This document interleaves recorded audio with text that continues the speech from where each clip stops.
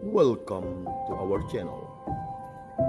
Saudara-saudari yang terkasih, jumpa lagi bersama saya Fraterici dalam edisi Riak Sabda hari Sabtu 2 Maret 2024. Salam sehat, salam sejahtera untuk kita semua. Hari ini kita mendengar di dalam bacaan Injil tentang perumpamaan anak yang hilang, di mana banyak orang-orang berdosa yang datang kepada Yesus.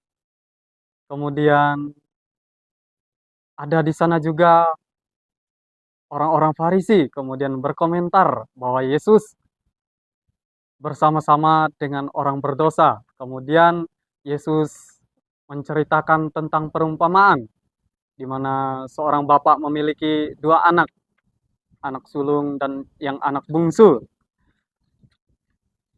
Suatu hari anak bungsu ini menuntut haknya kepada si bapak setelah mendapatkan haknya, hartanya. Dia pergi meninggalkan rumah, meninggalkan keluarganya ke suatu tempat dengan berpoya-poya. Dikatakan dalam komentar si anak sulung bahwa anak bungsu menghabiskan harta kekayaannya dengan bersama-sama pelacur. Hingga pada suatu titik di mana terjadi kelaparan dan harta kekayaan si anak bungsu habis. Dia pun akhirnya merasa hidup serba kesusahan, sulit mencari makan, dia kelaparan, dia kemudian bekerja dengan cara memberi makan babi. Karena kelaparan, dia ingin memakan dari makanan babi tersebut. Kemudian dia menyadari bahwa kehidupan ketika bersama bapaknya, dia menikmati segalanya. Di mana orang-orang bersama bapaknya, pekerja-pekerja bapaknya merasa berkelimpahan, sementara dia sendiri yang pada saat itu merasa kelaparan, kesusahan, menderita. Dia menyadari akan hal-hal itu, akan keberdosaannya. Dia kemudian berpikir bahwa dia akan kembali kepada bapaknya, mengakui segala kesalahannya, dan ingin menjadi seorang upahan bagi bapaknya. Dia kemudian bangkit berdiri dan kembali kepada bapaknya yang ternyata sudah menantikannya. Dia mengatakan kepada bapaknya bahwa dia tidak layak lagi disebut sebagai seorang anak, sebagai seorang putra. Bapaknya kemudian meminta kepada hamba-hambanya supaya segera mengenakan pakaian dan juga menyembelih domba. Akhirnya mereka kemudian bersukacita dengan berpesta. Teman-teman yang terkasih, pokok utama dari bacaan ini ialah bukan pertama-tama mengenai kisah dari si anak bungsu, tetapi itu sebagai jalan untuk membuka kerahiman Allah Bapa yang penuh belas kasih.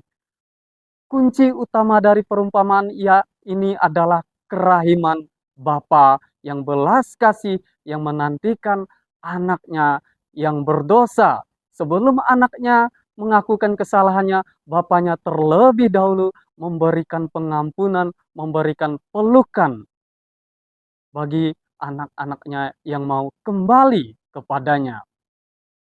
Bapa yang Maha Rahim, Bapa yang penuh belas kasihan menjadi kunci dari bacaan Injil hari ini.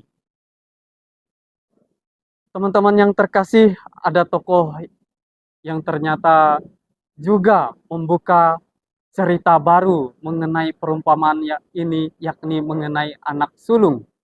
Ketika anak sulung ini yang sebagai anak yang dikatakan baik, takwa kepada bapaknya menurut perkataan bapaknya, kemudian ketika dia pulang dari ladang, dia melihat suasana di rumahnya, mendengar suasana pesta, akhirnya dia bertanya kepada salah seorang hamba, dari bapaknya, ada apa yang terjadi di rumah ini? Kemudian hamba itu mengatakan bahwa adikmu telah kembali. Demikian dia kemudian tidak mau masuk ke dalam rumah. Akhirnya bapaknya keluar menemukan dia supaya dia juga mau masuk. Tetapi dia justru memberikan komentar atau pernyataan yang tidak nyaman. Dia mengkritisi bapaknya karena selama ini dia tidak mendapatkan dari bapaknya seperti uang untuk berpesta dengan sahabat-sahabatnya atau ternak peliharaan untuk membuat acara dengan teman-temannya. Dia kritis dengan bapaknya. Akhirnya bapaknya mengatakan bahwa kita sepantasnya, sepatutnya bersukacita dan bergembira karena adikmu yang telah mati kini hidup kembali. Dia yang telah hilang dan didapatkan kembali.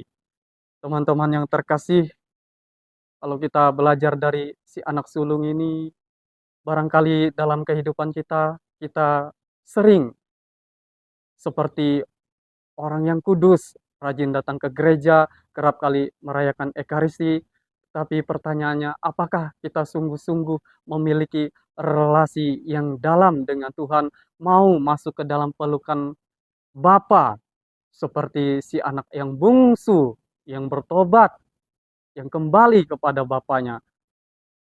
Anak sulung memang ketika bapaknya meminta supaya masuk, tidak dikatakan lagi selanjutnya bahwa dia masuk, tetapi dia tidak masuk ke dalam.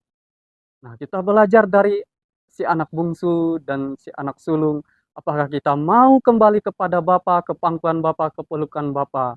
Baiklah di masa Prapaskah ini, kita diundang untuk berpusat kepada Allah Bapa yang penuh belas kasih. Pengampunan Bapa juga memiliki konsekuensi bagi kita untuk mengampuni sesama kita, untuk mengasihi sesama kita. Pengalaman terbesar yang luar biasa dalam hidup adalah pengalaman memaafkan dan mengampuni. Mari kita datang kepada Bapa di dalam sakramen tobat, memohon rahmat pengampunan, dan juga di dalam kehidupan sehari-hari, mari kita mewartakan kasih Bapa dengan jalan memaafkan dan mengasihi sesama. Semoga Tuhan selalu memberkati kita. Amin.